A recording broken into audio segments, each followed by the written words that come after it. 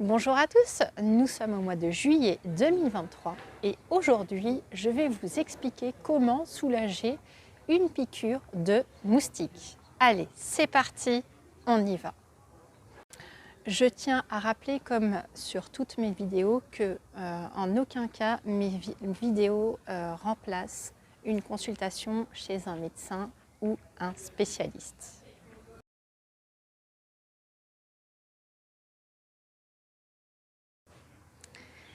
Alors tout d'abord, c'est la femelle moustique qui pique avec sa trompe.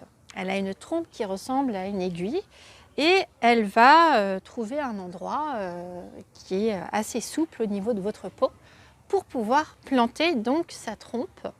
Et donc dans la trompe, il y a deux canaux. Un canal pour libérer la salive qui est constitué d'un anticoagulant et d'un anesthésiant, bien évidemment, pour que la proie ne se rende pas compte qu'elle est en train de se faire piquer. Et d'un autre côté, elle est composée d'un autre canal pour pouvoir aspirer le sang. La femelle va donc planter sa trompe et va injecter donc son venin ou sa salive, qui est donc sa salive avec un composant anticoagulant. Et donc à votre niveau, au niveau de votre peau, il y a une libération d'histamine qui va se faire pour stimuler donc les défenses immunitaires. Et donc en même temps, pour laisser passer donc les globules blancs, l'histamine et le sang pour pouvoir évacuer les déchets, votre bouton de moustique va gratter et va prendre du volume. Donc, ce qu'il faudrait, c'est de tenir pendant les 10 premières minutes après la piqûre, parce que si jamais vous vous grattez, vous allez donc propager le venin du moustique, ce qui va donc augmenter l'envie de se gratter. Les globules blancs vont donc être présents pour détruire la salive et le venin du moustique.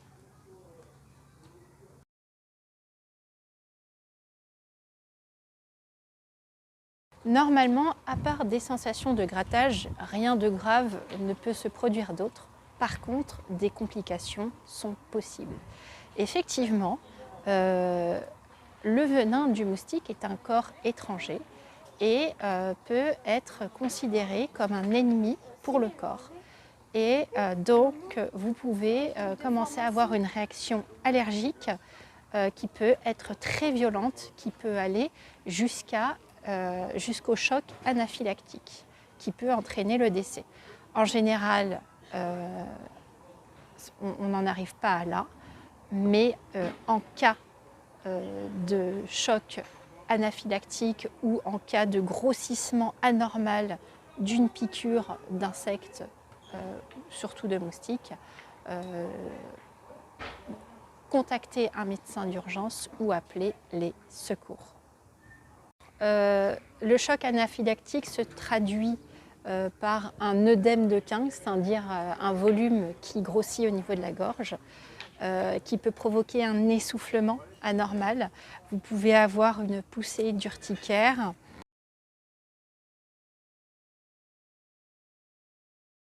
Tout d'abord, lorsque vous avez un bouton de moustique, essayez, si c'est possible, de laver le bouton au savon de Marseille. Ensuite, évitez de le percer parce que cela peut provoquer une infection et le venin n'en sortira pas plus que ça. Ensuite, mon premier remède maison que j'utilise moi pour mes boutons de moustique, c'est d'utiliser ma salive et de l'appliquer directement sur le bouton de moustique. Vous verrez que c'est vraiment quelque chose qui soulage le bouton de moustique. Ensuite, ce que vous pouvez faire, c'est utiliser du vinaigre. Effectivement, le vinaigre contient de l'acide acétique qui a des vertus donc antiseptiques et qui peut soulager le bouton. Donc vous pouvez soit l'appliquer avec votre doigt ou alors à l'aide d'une compresse. C'est autant valable pour le vinaigre de cidre, le vinaigre de vin rouge ou le vinaigre blanc. Voilà, le vinaigre de cidre c'est l'idéal, mais Si vous n'avez pas de vinaigre de cidre, ce n'est pas grave. Vous pouvez également appliquer quelques gouttes d'huile essentielle. Alors attention, les huiles essentielles ne sont pas utilisées pour les enfants de moins de 6 ans, ni les femmes enceintes, ni les femmes allaitantes, et également tous ceux qui auraient une contre-indication à utiliser les huiles essentielles. Dans ce cas, vous pouvez mettre une goutte de menthe poivrée, une goutte de giroflier, vous pouvez mettre aussi une goutte de lavande vraie. Vous pouvez également mettre une goutte de tea tree. Vous pouvez également prendre une fleur de lavande, comme ça, si vous avez la chance d'avoir de la lavande dans votre jardin ou dans un lieu public. Vous prenez la fleur de lavande comme ça et vous grattez, vous frottez votre bouton avec la fleur de lavande. Et je peux vous dire qu'il y a un soulagement immédiat. Et d'ailleurs, la lavande, l'huile essentielle comme la fleur, ont des propriétés antihistaminiques naturelles. Également, soulagez votre bouton de moustique avec un glaçon que vous appliquez directement sur le bouton, ou alors une compresse d'eau chaude, pas plus de 38 degrés. Voilà. Vous pouvez également faire un cataplasme d'argile jusqu'à ce que l'argile sèche. Alors vous pouvez utiliser de l'argile verte ou de l'argile blanche. Et vous pouvez également faire une pâte de bicarbonate de soude que vous appliquez sur votre bouton de moustique. Et cela peut également soulager le bouton.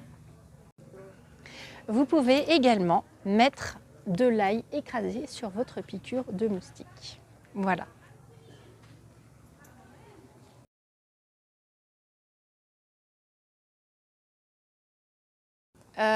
Les maladies qui peuvent être transmises par les moustiques, il y a deux sortes de maladies. Il y a les maladies virales et il y a les maladies parasitaires. Donc parmi les maladies virales, il y a la dengue, la fièvre de la vallée du Rift, le Zika, la malaria, la fièvre jaune, l'encéphalite japonaise, la fièvre du Nil occidental ou the West Nile virus en anglais, et le chikungunya.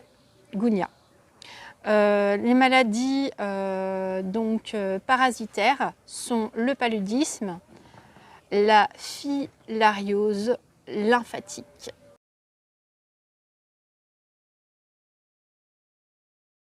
Alors, comment je fais pour éviter de me faire piquer par des moustiques? Lorsque je ne dors pas, je mets une recette d'huile essentielle sur ma peau. Voilà, si vous souhaitez avoir la recette, merci de le préciser dans les commentaires. Je mets un ventilateur, c'est tout simple, les moustiques n'aiment pas le vent. Et puis vous pouvez également acheter des dispositifs à ultrasons dans les supermarchés qui sont très répulsifs pour les moustiques parce que ce sont les bruits de leurs prédateurs. Voilà, c'est très efficace. Ce que je fais également, alors tant pis pour la laine, je coupe de l'ail en dés, en tout petit dés de 1 mm sur 1 mm, et je les avale avec un verre d'eau. Voilà. Et je peux vous dire qu'il n'y a aucun moustique qui pourra trépasser vu l'odeur que ça peut dégager. Et également, pour ceux qui n'aiment pas l'ail cru, vous pouvez également consommer de l'ail confit. La nuit, je dors avec une moustiquaire. Cette vidéo est terminée. Si elle vous a plu, n'hésitez pas à la liker et partagez-la si vous pensez qu'elle puisse être utile pour votre entourage. Merci pour vos messages que j'ai grand plaisir à lire et à y répondre. Merci aux abonnés, bienvenue aux nouveaux abonnés. Au revoir et prenez bien soin de vous.